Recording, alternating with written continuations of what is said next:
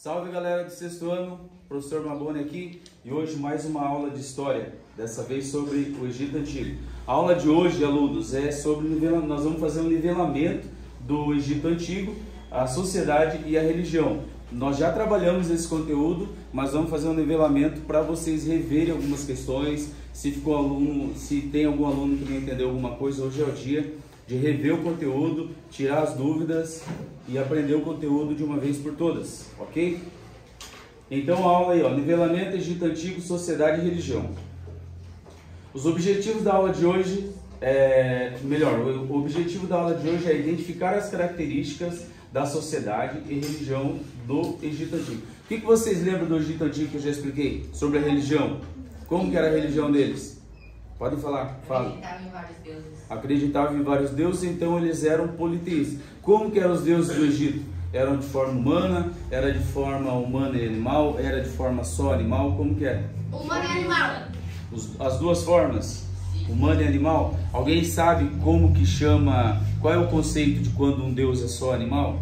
Ou quando um deus é homem e animal? Híbrido. Quando o homem... Animal é híbrido. Na mitologia grega é chamado de híbrido. Mas na religião egípcia, quando o homem quando um deus é homem e animal, ele é chamado de antropomorfismo. E quando é animal, zoomorfismo. É que os deuses do Egito tinham essas características de poder se transformar em animais. Então, zoomorfismo. E, por exemplo, o Anubis, que tem o corpo de homem e a cabeça de um chacal, ele já tem uma forma de palavra difícil de falar, hein? Antropomorfismo, ok? Bora então. Antigo Egito sobre a sociedade. O Egito Antigo apresentava uma hierarquia e valores sociais daquele período. A sociedade e a religião andavam juntas na hierarquização da sociedade. Quais as características básicas da sociedade egípcia? E qual a influência da religião para essa sociedade? Quais eram as características básicas da sociedade egípcia? Alguém sabe as características básicas? Como que era formada? No que eles acreditavam? Deuses. Acreditavam em deuses. Acreditavam na vida após a morte. A sociedade estava dividida em classes sociais, que vocês vão ver aqui na aula. Ó, essas são as características, ó, dividida em classes sociais. Começava da pessoa mais importante para o menos importante. No topo da pirâmide, então, nós temos o mais importante, o faraó. Abaixo do faraó, os nobres e sacerdotes. Em terceiro lugar, os soldados. Depois, os escribas, que eram as únicas pessoas que sabiam ler e escrever lá no Egito. Vocês já aprenderam. Depois tinha os comerciantes. Antepenúltimo aqui, os artesãos. Depois, os camponeses. E os escravos é que formavam a base da sociedade egípcia. Então, essa era a divisão da sociedade egípcia. O faraó era considerado mais do que um ser de origem divina. Ele era o próprio Deus na sociedade egípcia. O vizir e escribas eram altos funcionários do Egito. Sacerdotes executavam os serviços religiosos e administravam os templos. Os artesãos egípcios eram os carpinteiros, ferreiros, joalheiros e eram conhecidos no mundo antigo. Os grupos sociais. Com as guerras de conquista durante o Novo Império, os militares do Egito Antigo também obtiveram riqueza e prestígio. A maior parte da população era formada por camponeses, também chamados de felás. Os escravos eram geralmente prisioneiros de guerra e faziam trabalhos mais pesados e perigosos em minas, pedreiras e nas grandes obras públicas. Aqui eu quero fazer um parênteses, só para desmistificar uma questão. Todo mundo pensa que quando se fala em escravo, vocês vão pensar na pessoa, num negro, por exemplo, num africano, e não tem nada a ver. Aqui no Egito, você já sabia que o prisioneiro, não importasse a cor, que o Egito fica na África, mas independente da cor, os inimigos, prisioneiros de guerra, tornavam-se escravos. A religião egípcia. A religiosidade era um traço fundamental da sociedade egípcia. As principais cidades tinham sua própria forma de contar a origem do universo e dos deuses egípcios. Deu para entender, Gabriel? Gabriel não, desculpe, Juliano. As cidades tinham sua própria forma de contar a origem do universo e dos deuses egípcios. Cada cidade contava uma história. Um exemplo é a cidade de Heliópolis, onde o mito de origem do universo estava relacionado ao deus Atum. Os egípcios eram politeístas, isto é, acreditavam em vários deuses. Entre os mais conhecidos estavam Amon-Ra, criador do universo, e de todos os deuses, Osíris, deus da vida após a morte, Ísis, irmã e esposa de Osíris, e Horus, o filho deles. A Ísis, a deusa mais importante do panteão egípcio e considerada mãe dos faraós. Está a imagem dela aí, Juliana. Aqui nós chegamos no conceito que nós falamos no começo da aula. Zoomorfismo, forma animal. Antropozoomorfismo, homem e animal. Então esses dois conceitos fazem parte da religião egípcia. Segundo os egípcios, eles acreditavam que alguns deuses tinham a capacidade de se transformar em animais, ou ficar com o corpo de homem e também animal. Por exemplo, aqui ó, o Horus, você está vendo aqui a imagem do Horus, corpo de homem, cabeça de falcão.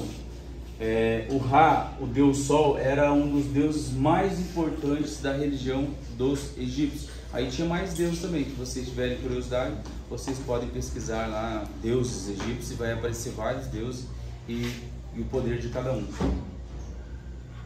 O monoteísmo egípcio. Aqui o Amenófis IV, no ano de 1352 a 1336, ele tentou implantar o monoteísmo no Egito, Emily. Ou seja, ele queria mudar a forma dos egípcios crerem, acreditar. Então ele falou assim, só vamos acreditar em um Deus agora, vamos cultuar apenas um único Deus. E o Deus que ele queria que todos os egípcios cultuassem era o Deus Atum. Inclusive ele era o representante do Atum na Terra. Só que depois que o Amenófis IV morre, o politeísmo retorna para a religião egípcia. As pessoas voltam a acreditar em vários deuses de novo.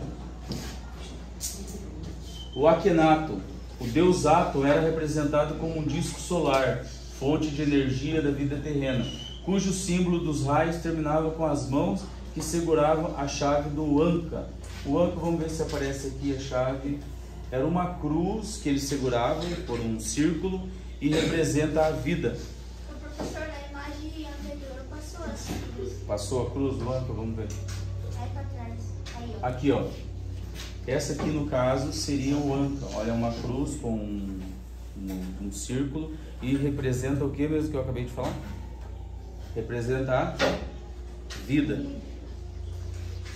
Agora, antes da atividade mão na massa, vamos para a retomada, rapidão. O que nós vimos nessa aula? Primeiro, o faraó era mais do que um ser de origem divina. Ele era quem?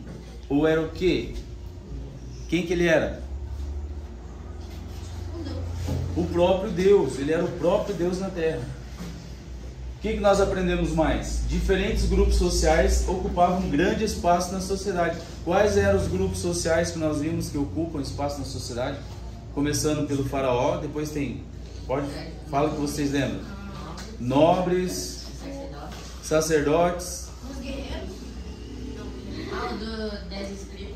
os escribas, Agora os escravos, os soldados, que são os guerreiros, os comerciantes. Não, a sociedade é o conjunto. A sociedade é o conjunto. Mas tudo que vocês falaram faz parte, vocês aprenderam. Comerciantes, escriba, soldados, o faraó, os sacerdotes. Ok, Gabriel? Então agora, professor, caso tenha alguma sugestão, elogio para estar no acesso, depois nós vamos acessar isso aqui. Vamos lá para a atividade mão na massa agora.